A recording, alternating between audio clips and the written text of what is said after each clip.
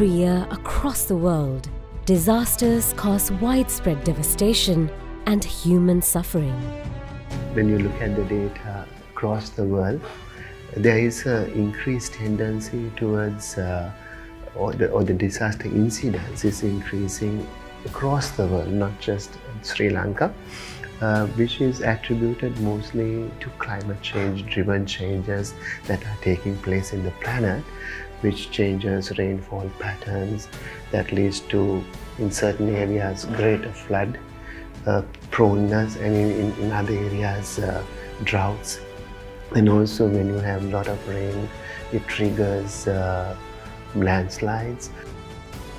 Sri Lanka is no stranger to disasters.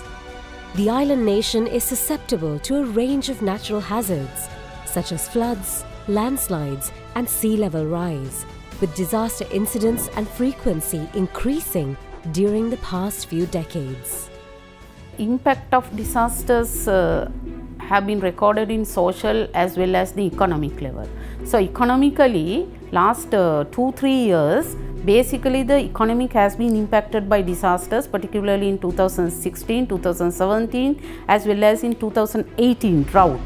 So in the flood we experienced that direct damage and losses, but in the drought like slow onset disasters we are experiencing huge lot of losses. But the indirect losses, these are also very huge, but nobody is estimating these indirect losses. The direct damages also is a very huge, and 2016, 2017 we have done a very comprehensive post-disaster need assessment. In this post-disaster need assessment we calculated the damages and losses. Those are billions, and as a country it is very difficult to bear. Mitigating the impact of disasters through disaster risk reduction or DRR measures is key to ensuring a more resilient nation. Ecosystems provide cost-effective natural buffers against natural hazards and impacts of climate change. Sri Lanka's ecosystems and green infrastructure can be effectively used in DRR planning to minimize the impact of disasters. Ecosystem-based disaster risk reduction, as the word implies, has two parts, eco and DRR. Eco means working with the environment knowledge and environment systems. And the disaster risk reduction part is to understand the risk and understand what you can do and come together as different stakeholders and working towards to minimize the risk. We have other climate-related disasters. Most of them can be mitigated using mangroves, because mangroves can take the energy from the sea waves and things like that and then absorb it and prevent the damages to the inland. Another example is sand dunes, often found in coastal zones. Sand dunes not only prevent sea level rise, but also high winds damaging coastal areas. During the tsunami of 2004, in areas where sand dunes were in good quality, the lives and property damages were minimal. Furthermore, sand dunes can store fresh water in lenses within the dunes. For example, in northern Jaffna, sand dunes help to provide most of the water to Jaffna Peninsula. It also keeps the groundwater level up, minimizing potential seawater intrusions due to climate-induced sea level rise. Eco-DRR examples are plenty. In different ecosystems, there are different type of examples. Now, if you take wetlands, wetlands can take the flood water. When the water is coming after rain, the wetland take the water and then prevent flooding. Then it recharges the groundwater slowly, and then it probably prevent droughts in certain areas. Look at what is happening across the world. These cities, as when they grow, there is greater pressure on the wetland to convert the wetland, because the land value goes up and people are looking at a very short-term benefits that they can derive, and there is a tendency to fill the wetland and convert it into part of the city. Even in Sri Lanka, over the last 3 or 4 decades, we have lost 40% of the wetlands in the city of Colombo. Now that makes us more vulnerable. because our storage areas are reducing and we have a lot of built up area. So you have a dual problem. On one side, you increase your vulnerability by having more and more population. So at a given disaster event, the number of people affected will be high, therefore the magnitude of the disaster will go up.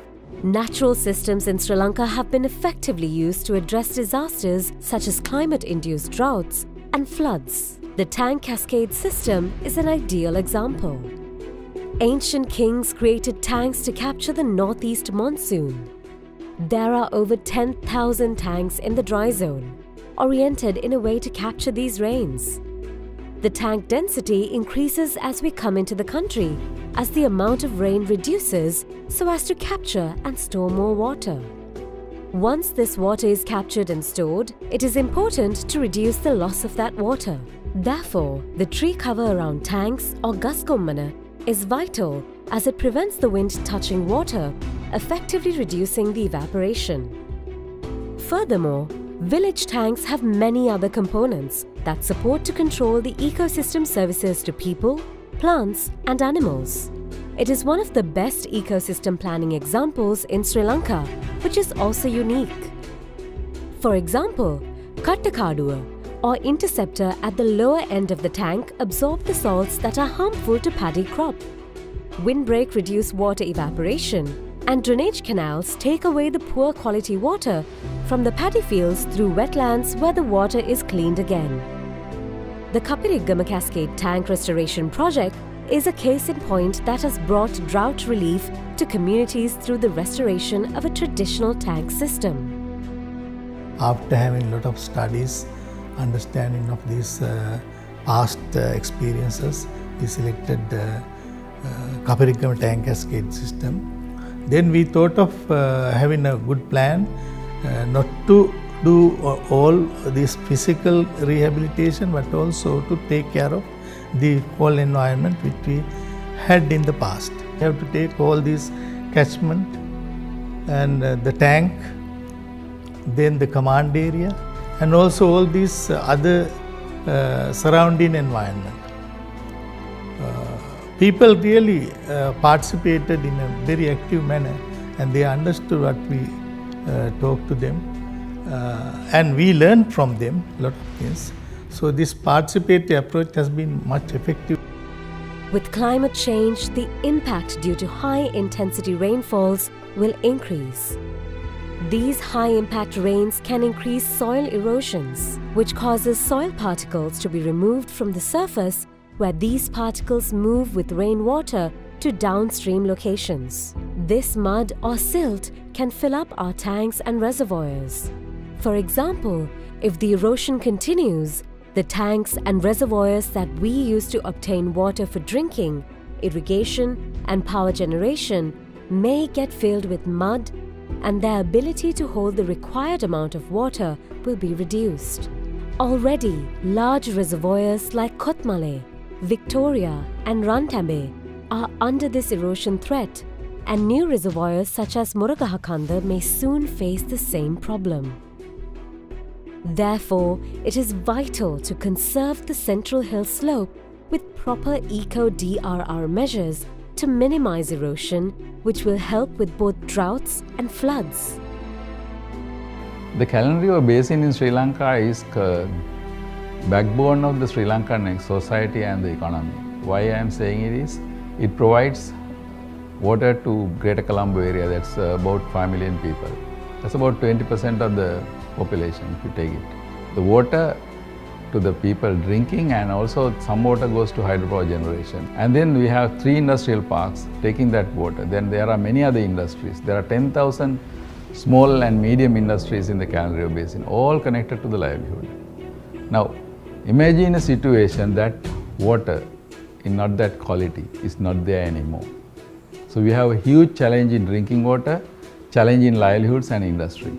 The beauty of that is, it is not that bad yet, but if we take action now, we can have the continuous ecosystem services coming from the Kallan River, And in order to do that, we need to understand and apply the eco-DRR principles into the landscape in Kanra River.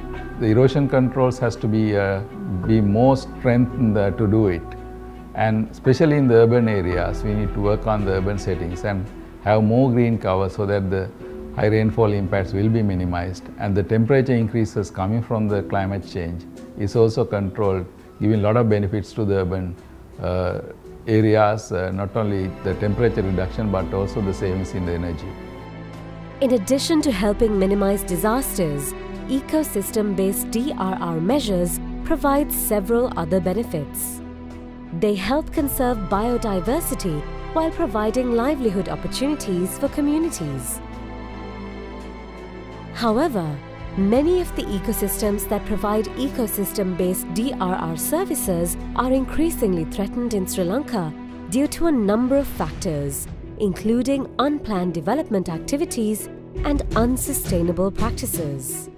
Removing trees, bad drainage management in the upper slopes may be the major factors caused to these disasters, because starting points and triggering points. If we can avoid these bad habits from our nature, I think we can mainly protect our land, because when we put thick forest in the slope area, in the upper slope, I think there may be a control of the water flowing. The topography of Sri Lanka is cone-shaped, with the central hills located in the middle. This decides how we face climate change and how we manage water. In the center, we need to have maximum fog interception to obtain rain from both southeast and northeast monsoons. For this, a good tree cover in the central hills is needed. Once the rain is captured, it is important to ensure that this water does not run off to the streams and then quickly to the ocean. To do that, the water needs to be infiltrated to the ground, which is called groundwater recharge. Ecosystems with good soil conditions to absorb water helps in this process. For that, we need good soil surfaces with organic matter, a good condition land with proper management, especially in plantations and hill slope areas. You know, if you take about in Sri Lanka, the housing construction, vehicle consumption, and the food consumption, and different type of the modern lives, all these are part of the consumption. So we call it in a way symbolic consumption or consumer culture. So this will create a huge impact on the environment. Sometimes we try to consume more environmental resources, solid waste generation. It's a kind of a impact from consumer culture. So then indirectly that can create a problem of climate change. When ecosystems are degraded or made unavailable, it is expensive as well as difficult to substitute. Therefore, we should value the goods and services that they provide to understand the value of protecting ecosystems for disaster prevention. Innovative financing as well as technical measures are needed to ensure the use of green infrastructure to successfully implement eco-DRR measures in Sri Lanka.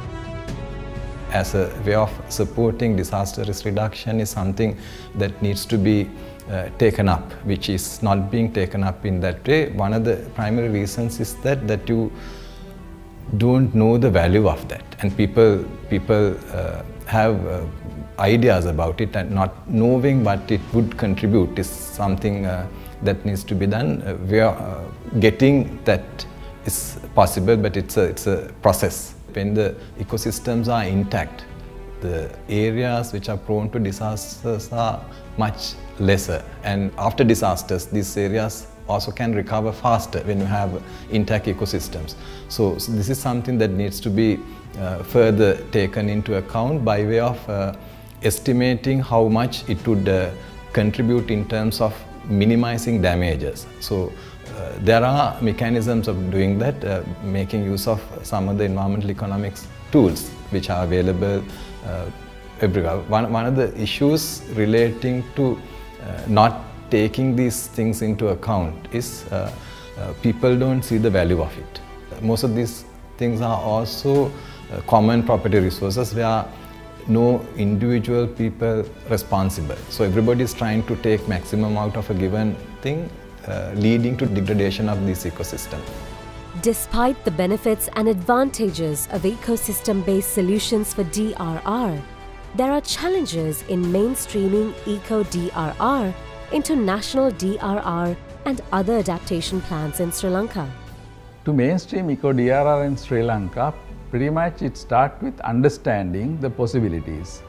The possibility, to understand the possibilities, you need to know like what type of disasters are on you, and then what happens when the temperature changes. When the temperature changes, the different type of plants growing fast, some are dying, some species are disappearing, some diseases like dengue and other things change the type behavior and the spread.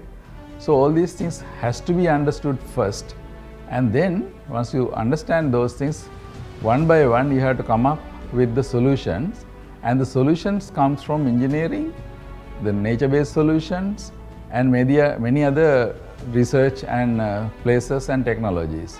In order to do that, you have to work together with the multiple stakeholders. You have to have the education, irrigation, agriculture, coastal, forestry, wildlife, everybody together, so that the solutions can be coordinated, implemented in a coordinated manner. Ecosystem approaches can find solutions to minimize the impacts of disasters. It requires multiple agencies in government, UN, NGOs and communities working together, first understanding, then implementing, and most importantly, monitoring. It is also important to engage school children and communities in eco-DRR. The future custodians of our nation needs to be aware of the challenges from climate change, disasters, and environmental issues, and the ability of ecosystem and nature-related approaches to find solutions.